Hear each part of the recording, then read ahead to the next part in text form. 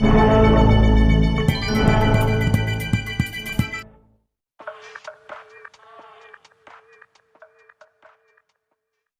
दोस्तों, वीडियो आपको स्किप नहीं करना है, वीडियो को बीच में छोड़कर नहीं जाना है। जब आपके पास समय हो तभी वीडियो देखें, अन्यथा आपका समय खराब, क्योंकि आधा ज्ञान तो गलत ही है, खतरनाक है, कोई मतलब ही नहीं उसका।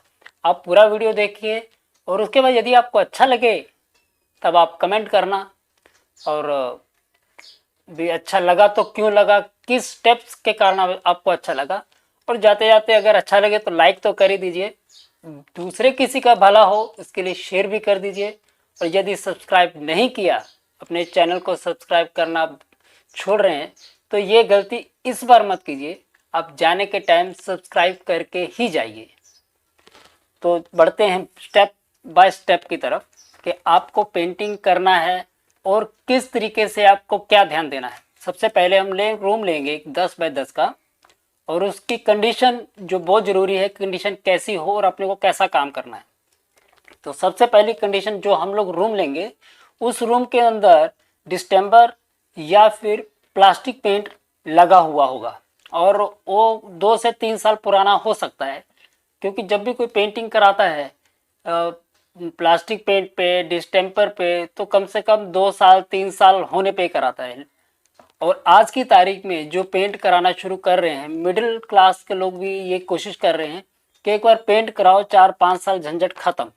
हाँ, जरूरी भी है, क्योंकि पेंट महंगा हो गया है, हर लेबर महंगी हो गई है।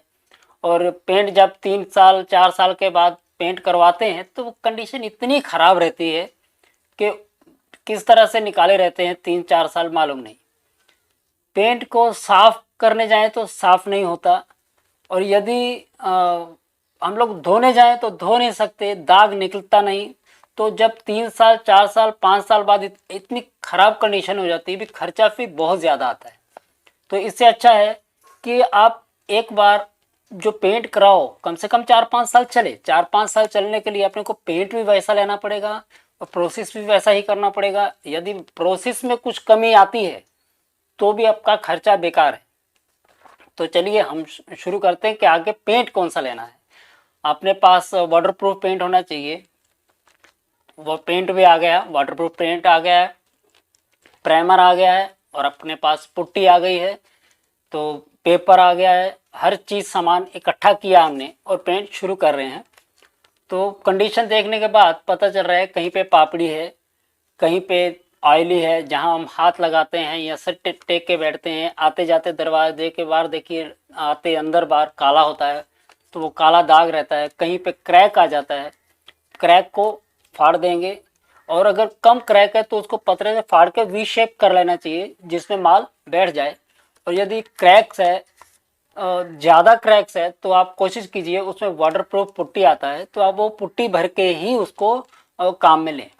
और जहाँ पे खड्डा है और पापड़ी वगैरह निकला हुआ है, वहाँ पे पुट्टी, पीओपी और वाइट सीमेंट का ही उपयोग करें। खाली पीओपी का उपयोग ना करें, पीओपी बिल्कुल ही अकेला ना यूज़ करें।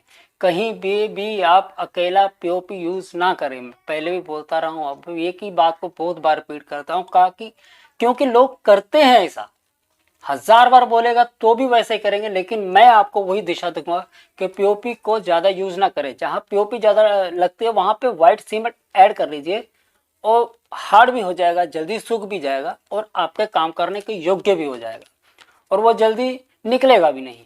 और यदि पतला सरफेस हम देखते भी कम चढ़ रहा है तो वहाँ पुट्टी चढ़ाओ, कम चढ़ रहा है तो पुट्टी चढ़ाओ। यदि थोड़ा सा ज़्यादा चढ़ता है पुट्टी पीओपी के जैसा, तो भी उसमें हल्का सा आप वाइट सीमेंट ऐड कर ही लो। थोड़ा सा वाइट सीमेंट ऐड करने से वो जल्दी छूटेगा नहीं, पकड़ लेगा अच्छे से। वैसे तो पुट्टी के अंदर ऑलरेडी वाटरप्रूफ जैसे कुछ तत्व होते हैं जो पकड़ के रखते हैं। लेकिन आपको एक चीज़ का ध्यान देना पड़ेगा कि वाटर, जब आप पुट्टी आप सॉरी सॉरी जब आप पुट्टी यूज़ कर रहे हैं तो ध्यान देना कि पुट्टी बिरला का हो या कोई और ब्रांड ही हो।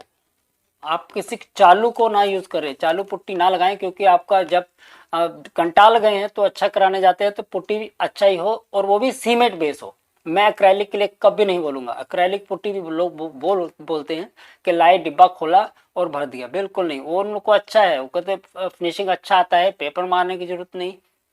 तो मारना पड़े पेपर तो क्या हो गया, आप सीमेंट पेंट पुट्टी ही यूज़ करें। इसके लिए मैंने एक वीडियो बनाया है, वो आपको लिंक में दे देता हूँ, और लिंक पे आप क्लिक करके वीडियो के बाद उस वीडियो को देख लीजिए कि पुट्टी कैसा होना चाहिए, और पुट्टी करने का कुछ प्रोसेस भी मैंने बताया, वो ध्यान से देख लीजिए।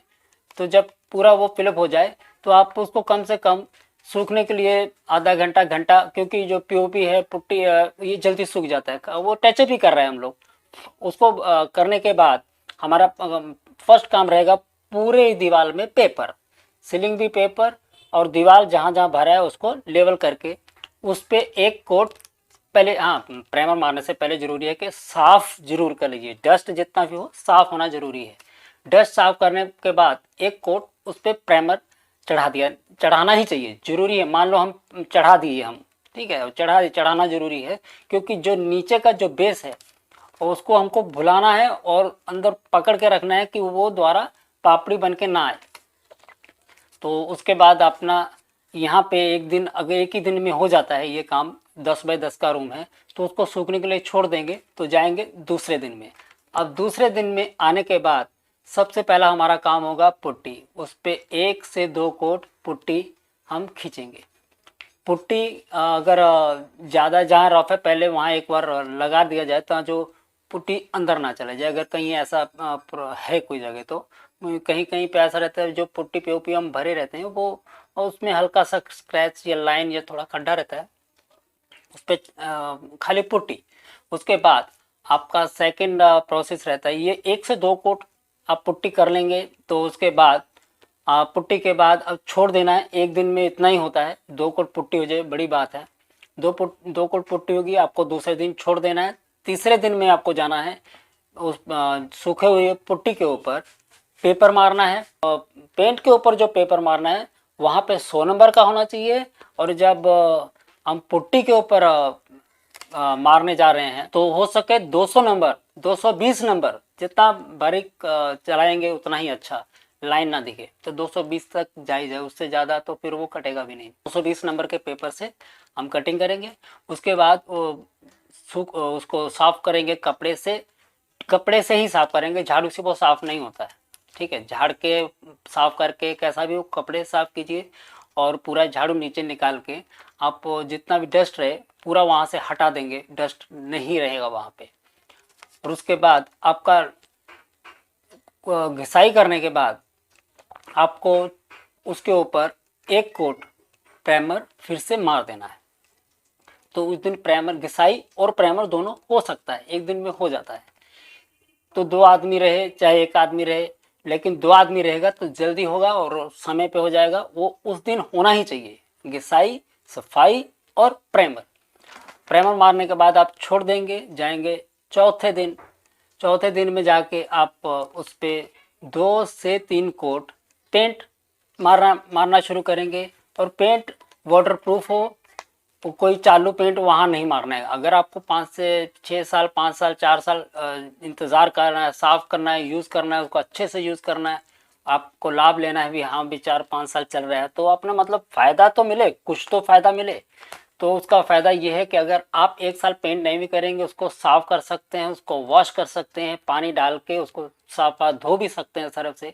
एक दिन 1 साल ऐसा निकल जाएगा, आपको पता भी नहीं चलेगा, किसी को देख के बोल ही नहीं सकता है कि इसमें पेंट नहीं हुआ है।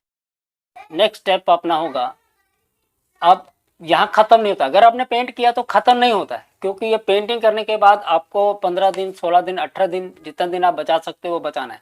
यदि आप उसके ऊपर टेक्सचर निकालने वाले हैं तो उस दिन टेक्सचर नहीं निकालेंगे जिस दिन आपने पेंट किया है। हो सकता है तो 1 से 2 दिन आप फ़र्क डालिए। 1 से 2 दिन के बाद आप उस पर टेक्सचर निकलवा सकते हैं, और टेक्सचर होने के बाद आपका काम ख़त्म हो जाता है, यानी काम करने वाले का काम ख़त्म हो जाता है, फिर आपका काम शुरू होता है। तो ये फुल प्रोसेस है। इसके बीच में कहीं लीकेज का प्रॉब्लम है, वो स्पेशल तौर से वो करना चाहिए, उसके लिए कुछ ये प्रोसेस के अंदर नहीं आता है। तो लीकेज कहीं है तो इसके लिए लास्ट में बोल रहा हूँ, क्योंकि लीकेज सबसे पहले होता है। तो दोस्तों आपने जो जो भी पेंटिंग का सामान लेना है तो वो ब्रांडेड ही लीजिए, वहाँ पे कोई भी चालू चीज़ ना यूज़ करें, क्योंकि चालू चीज़ एक बार आप यूज़, उसका तो पहले पता नहीं रहता है कि वो कितने दिन चलेगा, वो उसका फॉर्मूला क्या है। रेट पानी का ज़्यादा फर्क नहीं होता है, ज़्यादा फर्क नहीं होता है, आप उस चक्कर में मत पड़ो। अगर मान लीजिए आप कह रहे कि बहुत फर्क होता है कि वो 400 रुपया है, ये 200 रुपया है, तो भाई फिर आप ये लग्जरी पेंट मत करो, आप फिनिशिंग वाला मत करो, क्योंकि उसमें खर्चा इतना आ जाता है। सोचिए ना, 4 दिन तो वो एक रूम पे दे दिया तो कैसे चलेगा। बाकी रहा ग्रिल दरवाजा, वो बीच में हो जाता है, उसके लिए कुछ नहीं, जैसा आप सूखने के लिए टाइम छोड़े आपका ग्रिल दरवाजा हो जाता है। ठीक है जी।